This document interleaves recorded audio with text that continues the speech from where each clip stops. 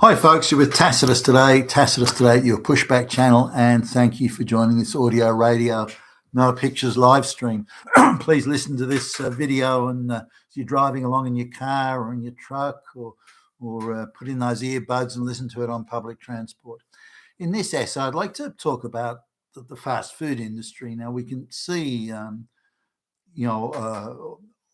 all over the Western world and certainly in parts of the United States, where there's a lot of takeout food and fast food type restaurants, even at the more budget end, I guess, that are closing down entire chains, and the bigger chains are closing down way more stores than they're opening, this sort of thing. So clearly it's an industry in some sort of crisis, and it's looking for a new direction and a new business model, a new paradigm, and so on. But was all this inevitable? So this is really the purpose of this essay, to say, was this always inevitable? Have we been watching a slow train wreck, a slow motion train wreck for the last 20 odd years, with the seeds for its destruction already well sown decades ago? Now, if you look at, say, the cost of a well-known franchise, a well-known international hamburger chain, if you look at the cost of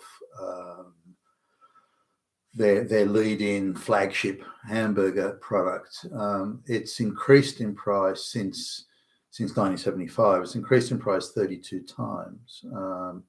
So it's a 32-fold increase in price. You can get a little bit cheap if you have like the budget meal pack and things like that. But if you just want to go in and buy that hamburger, then you're looking at 32 times. Now, wages have increased by, over that same period of time, have increased by approximately a third of that. So, say 10 or 11 times increase in wages and 32 times. So what used to be and I remember this when I was a kid, when I first, was in high school, that sort of thing. I could buy a hamburger and it was certainly it was enough for me, like a meal, so I could buy a hamburger, and it was among the cheapest meals you could get, and it was certainly very convenient. You could walk in and within 30 seconds you had a hamburger there. You could sit down or take it out and go, and you're on your way, and there wasn't any need to prepare or organize food. You didn't have to wash dishes, that sort of thing. It's super convenient and well priced. I couldn't get a meal for that sort of money anywhere else, and certainly not with anything approaching that level of convenience. And speed of product service delivery. So now that's changed. So economically, we're looking at a different situation now. That lead-in hamburger is relatively expensive now. I can get or anyone can go to the grocery store and get a cooked chicken for $10 and get 4 or 5 meals out of that, if you're talking about adding some vegetables or whatever to it. Whereas for close to $9 I'm getting 1 meal, whereas for $10 I can get 4. And what would anyone on a budget? So that's an obvious decision. You don't have to be a mathematical genius to calculate the numbers on that. So the economics raw was changing, and changing negatively.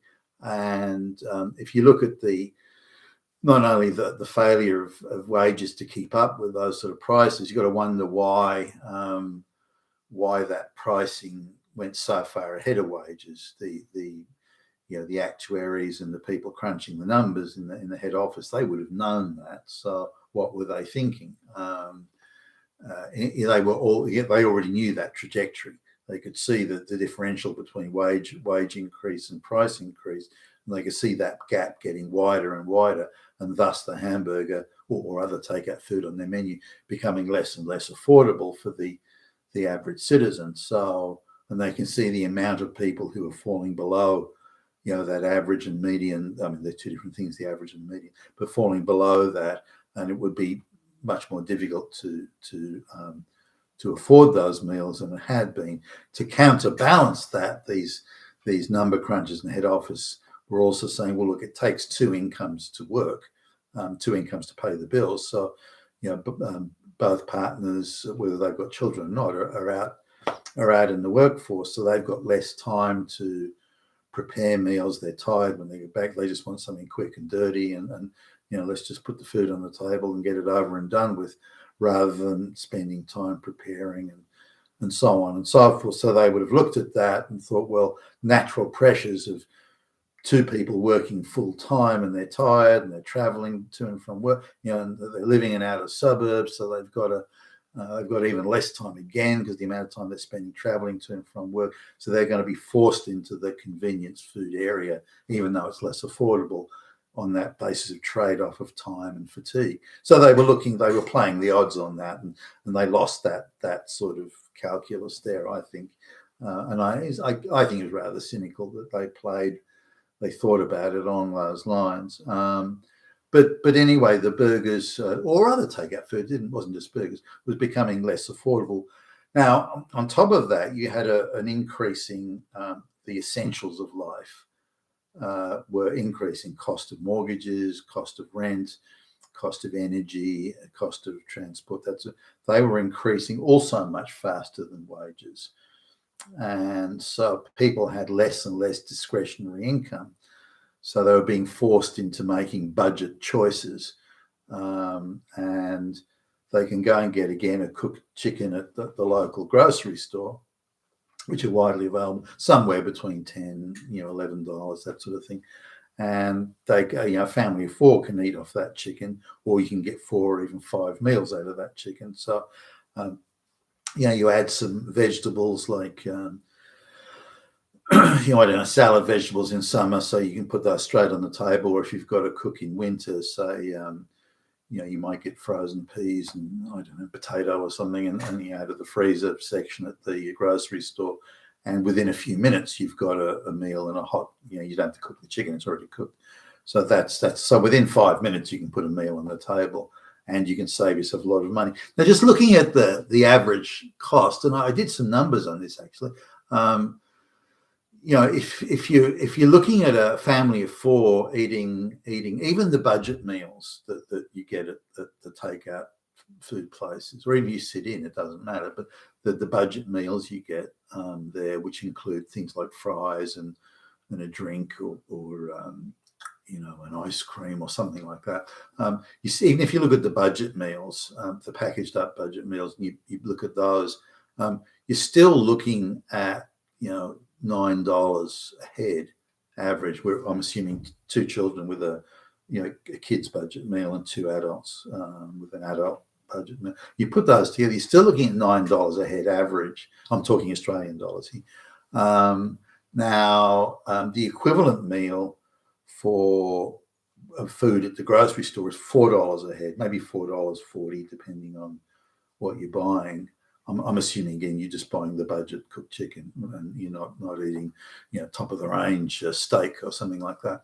But so you can put a meal on for $4 on the table for $4 from the grocery store, or $9 at the takeout food place, like a McDonald's or an equivalent. So now, if you're on a budget and you've got the chance of saving $20 every evening meal for 7 nights a week, this is a lot of money for people who, on the average wage or a lower wage, $20, $140 a week differential. That's a lot of money to people like that, people in that sort of situation. So of course they're going to go with the budget option. I think anybody would who's capable of counting to 10. So here we're looking at the takeout food shop that used to be really well priced, really affordable, so has seen price increases out of all proportion to wages, way beyond the increase of wages and the essentials of life, such as rents and mortgages and electricity bills, gas bills, and so on. They're all much faster than wages. So more and more of people's income is being diverted into those things that you must have. And therefore the takeout food becomes discretionary. That is also now expensive relative to a more budget option that you can get by buying buying food at the grocery store. So, and prices in the grocery store have increased. Again, faster than wages, but the price of the food increase through the grocery store has increased, say, 25 to 30% faster than wages. Whereas the takeout food option is much more expensive. Now, we saw my wife and I would stop somewhere, and there was a big sign up outside a chain of pizza shops, and it was budget. They were doing pizzas for $5, and we hadn't had a pizza for a while. Let's try that, and it was definitely a $5 pizza. Their normal prices are sort of like $15 or in that range per pizza, and the $5 one was just a bit of pastry with, a tiny little bit of stuff on it. It was like cardboard. It tasted like shit. It was a waste of time. Definitely, rather than do a good quality pizza for $5 to bring people back, they decided they'd skimp on everything, and they certainly were. And it was a waste of time. And we took a few bites, and that's crap. And so even pizzas. If you want a good quality pizza now, certainly in Sydney, and there are some great pizza places around, you're really paying about $25 a head, even more, if you want sort of a bit of luxury added into it. And there are some great pizza places around. I was surprised. We were with some people, and they were getting pizza in, and it was so there were 5 of us. Was it 3 or 5? Yeah, 5 of us there, and the pizzas came to just a couple of bucks shy of $150 for fucking pizza. But again, pizza used to be really well priced relative to wages, purchasing power, that sort of thing. So what's been happening is that the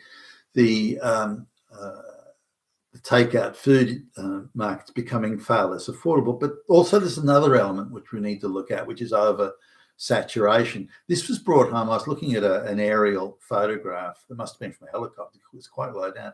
An aerial photograph of the main street of a town that's nearby where we live, and it only had one takeout food store. It was a McDonald's actually. And now you go down that exact same street today, and it's got every takeout food shop imaginable is in that strip. The Subway. I mean, it just goes on and on.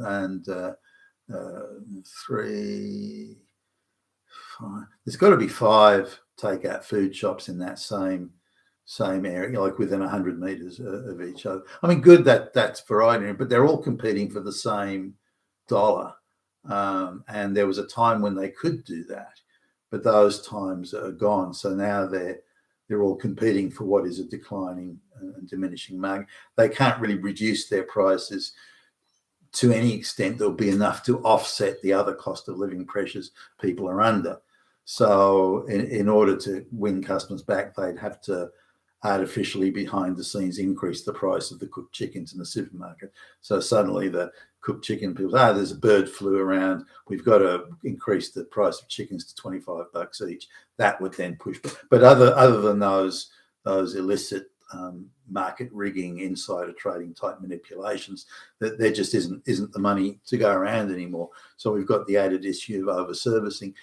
Even so, when we look at the reported profits that these companies are making, they're pretty substantial.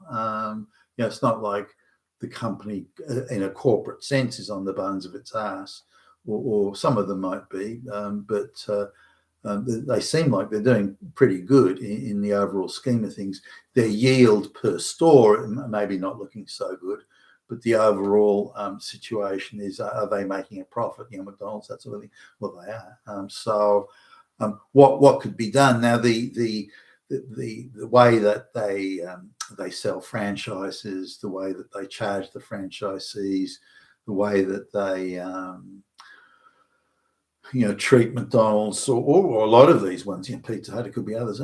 They treat it as a property management exercise and a facilities management sort of concept of business. I don't think that's going to work anymore. I think they've got to revisit that and rejig it. And it's okay, it's not working out. We've got to become relevant to the consumer again. What must we do? And it's going to come down to value. That's what it's going to come down to. And the idea that they can turn things around by reducing wages by $1 here and a few cents there, forcing people to work unpaid overtime, these sorts of things. You know, that's not a solution to anything. If it's I mean, it's, you know, maybe a quick band-aid at the moment, but apart from being illegal. And you know, a lot of franchisees are getting squeezed, you know, particularly with things like the Subways, that sort of stuff. They're struggling to make a buck. A lot of these franchises, some of them are losing their shirts in the process. So there's a lot of thinking, you know, hard thinking needs to be done about what is the business model going forward and how can we become relevant again. I would argue that the collapse, that's too dramatic, but the challenges, the serious challenges that the takeout food industry and the fast food industry, I guess, generally is having, is they're ceasing to be, or have ceased to be, relevant to the majority of what was once their customer base. How do they rediscover that relevance? What must they do to get it? But I would argue that this is it's been a slow motion train wreck as the cost of living, you know, has crept up all across the Western world. As the cost of living has crept up relative to wage, the purchasing power has declined. That there was always a slow motion train wreck coming at the fast food industry, and it's just biting hard now. But their failure to see it coming and to respond accordingly is an industry-wide failure, I would suggest. You've been with Tacitus today, your Pushback channel, and thank you for listening.